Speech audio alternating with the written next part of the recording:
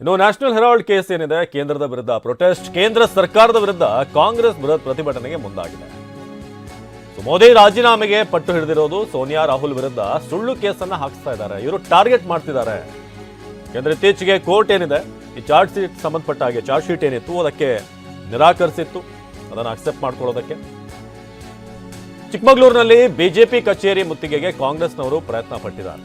ಜಿಲ್ಲಾ ಬಿಜೆಪಿ ಕಚೇರಿಗೆ ಮುತ್ತಿಗೆ ಹಾಕಲಿರುವಂತಹ ಕಾಂಗ್ರೆಸ್ ನ್ಯಾಷನಲ್ ಹೆರಾಲ್ಡ್ ಕೇಸ್ನಲ್ಲಿ ಬೇಕಂತ ನಮ್ಮ ಅಗ್ರ ನಾಯಕರನ್ನ ಟಾರ್ಗೆಟ್ ಮಾಡಲಾಗ್ತಿದೆ, ದ್ವೇಷದ ರಾಜಕಾರಣ ಮಾಡ್ತಿದ್ದಾರೆ ಅನ್ನೋದು ಈಗ ಕಾಂಗ್ರೆಸ್ನ ನಾಯಕರ ಆರೋಪ. ಇತ್ತೀಚೆಗೆ ನ್ಯಾಷನಲ್ ಹೆರಾಲ್ಡ್ ಕೇಸ್ನಲ್ಲಿ ಒಂದು ರಿಲೀಫ್ ಸಿಕ್ಕಿತ್ತು ಸೋನಿಯಾ ಗಾಂಧಿ ಹಾಗೆ ರಾಹುಲ್ ಗಾಂಧಿ ಅವರಿಗೆ, ಉಳಿದಂತೆ ಅದರಲ್ಲಿ ಹೆಸರು ಕೇಳಿಬಂದಂಥ ನಾಯಕರಿಗೂ ಕೂಡ. ಇದೀಗ ನಿನ್ನೆ ರಾತ್ರಿ ಕೂಡ ಒಂದಷ್ಟು ಹೈಡ್ರಾಮಾ ನಡೀತು. ಚಿತ್ರದುರ್ಗದಲ್ಲೂ ಕೂಡ ಪ್ರತಿಭಟನೆಗೆ ಕಾಂಗ್ರೆಸ್ ತಯಾರಿ ಮಾಡ್ತಿದೆ. ಬಿಜೆಪಿ ಕಚೇರಿಗೆ ಮುತ್ತಿಗೆ ಹಾಕೋದಕ್ಕೆ ನಿನ್ನೆ ಬೆಂಗಳೂರಿನಲ್ಲಿ ಪ್ರಯತ್ನ ಪಟ್ಟರು. ಆಗ ನೀವು ನೋಡ್ತಾ ಇದ್ದೀರ ದೃಶ್ಯಗಳಲ್ಲಿ ಪೊಲೀಸರು ಬಂದು ಅಲ್ಲಿ ವಶಕ್ಕೆ ಪಡೆದರು. ಇದು ಬೆಂಗಳೂರಿನ ಬಿಜೆಪಿ ಕಚೇರಿ ಮಲ್ಲೇಶ್ವರಂನಲ್ಲಿ ಮುತ್ತಿಗೆ ಪ್ರಯತ್ನ ಮಾಡಿದ್ರು. ಸದನದಲ್ಲೂ ಗದ್ದಲ, ಸದನದ ಹೊರಗೂ ಕೂಡ ಕೋಲಾಹಲ. ನ್ಯಾಷನಲ್ ಹೆರಾಲ್ಡ್ ಪ್ರಕರಣವನ್ನೇ ಪ್ರತ್ಯಾಸ್ತ್ರ ಮಾಡಿಕೊಂಡಿರುವಂತಹ ಕಾಂಗ್ರೆಸ್ ನಾಯಕರು ಬಿಜೆಪಿಯ ವಿರುದ್ಧ ಸಮರ ಸಾರಿದ್ದಾರೆ. ಕೇಂದ್ರ ಸರ್ಕಾರದ ವಿರುದ್ಧ ಬೆಳಗಾವಿಯಲ್ಲಿ ಪ್ರತಿಭಟನೆ ನಡೆಸಿದ್ರು. ಪ್ರಧಾನಿ ಮೋದಿ ರಾಜೀನಾಮೆ ಕೊಡಬೇಕು ಅಂತ ಆಗ್ರಹಿಸಿದರು.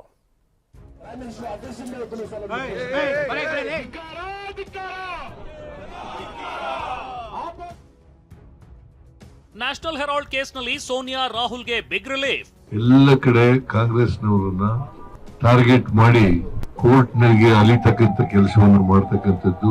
ಇವತ್ತು ನ್ಯಾಷನಲ್ ಹೆರಾಲ್ಡ್ ಒಂದು ದೇಶದ ಆಸ್ತಿ.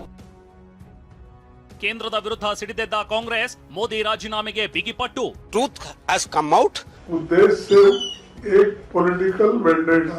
ಇದು ಬಿಜೆಪಿದು ದ್ವೇಷದ ಆಸ್ತಿ. ನ್ಯಾಷನಲ್ ಹೆರಾಲ್ಡ್ ಪ್ರಕರಣ ಇಡೀ ದೇಶದಲ್ಲೇ ಸಂಚಲನ ಸೃಷ್ಟಿಸಿತ್ತು.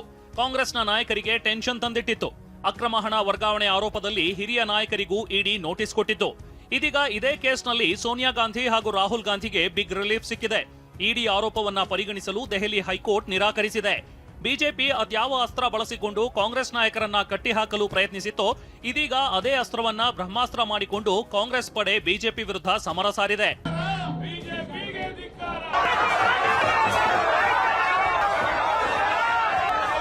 ದೇಶಾದ್ಯಂತ ಪ್ರತಿಭಟನೆಗೆ ಇಳಿದಿರುವ ಕಾಂಗ್ರೆಸ್ ಪ್ರಧಾನಿ ಮೋದಿ ಮತ್ತು ಕೇಂದ್ರ ಗೃಹ ಸಚಿವ ಅಮಿತ್ ಶಾ ರಾಜೀನಾಮೆಗೆ ಆಗ್ರಹಿಸಿದೆ. ದೆಹಲಿಯ ಸಂಸತ್ ಭವನದ ಹೊರಗೆ ಪ್ರತಿಭಟನೆ ನಡೆಸಿದ ಎಐಸಿಸಿ ಅಧ್ಯಕ್ಷ ಮಲ್ಲಿಕಾರ್ಜುನ ಖರ್ಗೆ ಬಿಜೆಪಿ ದ್ವೇಷ ರಾಜಕೀಯ ಮಾಡ್ತಿದೆ ಅಂತ ಗುಡುಗಿದ್ರು. एक पॉलिटिकल वेंडेटा, एक द्वेष के दृष्टि से ये केस किया जा रहा है और उसके कारण क्या है उन्होंने बताया. इसके आधार पर जज ने कहा कि आपने अनुच्छेद 5 के कंडीशंस को सेटिस्फाई नहीं किया. सिर्फ एजेंसी यानी सीबीआई या ईओडब्ल्यू ये एफआईआर फाइल कर सकती थी, जो नहीं की. 2014 से 21 और 21 से 25 यानी लगभग एक दशक से नहीं. ಬೆಳಗಾವಿಯಲ್ಲಿ ಕೇಂದ್ರದ ವಿರುದ್ಧ ಸಿದ್ದು ಡಿಕೆ ಪ್ರೊಟೆಸ್ಟ್. ಬೆಳಗಾವಿ ಸುವರ್ಣಸೌಧದ ಗಾಂಧಿ ಪ್ರತಿಮೆ ಬಳಿ ಕಾಂಗ್ರೆಸ್ ನಾಯಕರು ಪ್ರತಿಭಟನೆ ನಡೆಸಿದ್ರು. ಸಿಎಂ ಸಿದ್ದರಾಮಯ್ಯ, ಡಿಸಿಎಂ ಡಿಕೆ ಸೇರಿದಂತೆ ಸಚಿವರು, ಶಾಸಕರು ಪ್ರತಿಭಟನೆಯಲ್ಲಿ ಪಾಲ್ಗೊಂಡಿದ್ರು. ಬಿಜೆಪಿ ಎಲ್ಲೆಲ್ಲಿ ಅಧಿಕಾರ ಇದೆ ಎಲ್ಲ ಕಡೆ ಕಾಂಗ್ರೆಸ್ನವರನ್ನ ಟಾರ್ಗೆಟ್ ಮಾಡಿ ಕೋರ್ಟ್ನಲ್ಲಿ ಅಲಿತಕ್ಕಂಥ ಕೆಲಸವನ್ನು ಮಾಡತಕ್ಕಂಥದ್ದು. PMLA ಕೇಸ್ ಹಾಕಿ ಇಡಿ ಮುಖಾಂತರ ಇನ್ವೆಸ್ಟಿಗೇಷನ್ ಮಾಡಿ ನನಗೂ ಕೂಡ ಇಡಿ ಅವರು ಇದೇ ವಿಚಾರದಲ್ಲಿ ನೋಟಿಸ್ ಅನ್ನ ಕೊಟ್ಟಿದ್ದಾರೆ. ಇದೇ ವಿಚಾರಕ್ಕೆ ವಿಧಾನಸಭೆಯಲ್ಲಿ ಆಡಳಿತ ಪಕ್ಷ, ವಿಪಕ್ಷ ನಾಯಕರ ನಡುವೆ ಗದ್ದಲ, ಕೋಲಾಹಲವೇ ನಡೆಯಿತು. ಶೂನ್ಯ ವೇಳೆಯಲ್ಲಿ ವಿರಾಜಪೇಟೆ ಶಾಸಕ ಪೊನ್ನಣ್ಣ ನ್ಯಾಷನಲ್ ಹೆರಾಲ್ಡ್ ಬಗ್ಗೆ ಪ್ರಸ್ತಾಪಿಸಿದ್ರು. ಆದರೆ ಪೊನ್ನಣ್ಣ ಪ್ರಸ್ತಾಪವನ್ನ ಸ್ಪೀಕರ್ ಯುಟಿ ಖಾದರ್ ತಿರಸ್ಕರಿಸಿದ್ರು.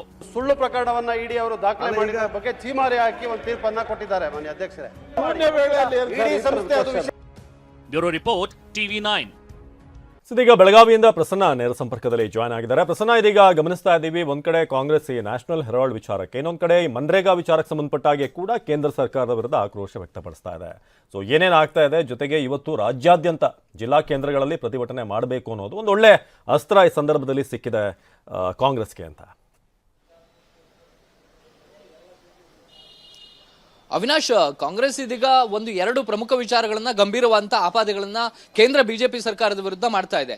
ಒಂದು, ಮಹಾತ್ಮ ಗಾಂಧಿ ಅವರ ವಿರುದ್ಧವೂ ಕೂಡ ಕೇಂದ್ರ ಸರ್ಕಾರ ದಾಳಿಯನ್ನು ನಡೆಸ್ತಾ ಇದೆ ಅನ್ನುವಂಥದ್ದು ಒಂದಾದ್ರೆ, ಗಾಂಧಿ ಕುಟುಂಬದ ವಿರುದ್ಧವೂ ಕೂಡ ಇಡಿ ಈ ರೀತಿಯ ಸಂಸ್ಥೆಗಳನ್ನ ಬಳಸಿಕೊಂಡು ದಾಳಿ ನಡೆಸ್ತಿದೆ ಅನ್ನುವಂಥದ್ದು ಇದೀಗ ಕೇಂದ್ರ ಸರ್ಕಾರದ ವಿರುದ್ಧ ಕಾಂಗ್ರೆಸ್ ಮಾಡ್ತಾ ಇರುವಂತಹ ಆರೋಪ. ನ್ಯಾಷನಲ್ ಹೆರಾಲ್ಡ್ ಕೇಸಲ್ಲಿ ಒಂದು ರೀತಿಯ ರಿಲೀಫ್ ಸಿಕ್ಕಂತಾಗಿದೆ ರಾಹುಲ್ ಗಾಂಧಿ, ಸೋನಿಯಾ ಗಾಂಧಿ ಅವರಿಗೆ.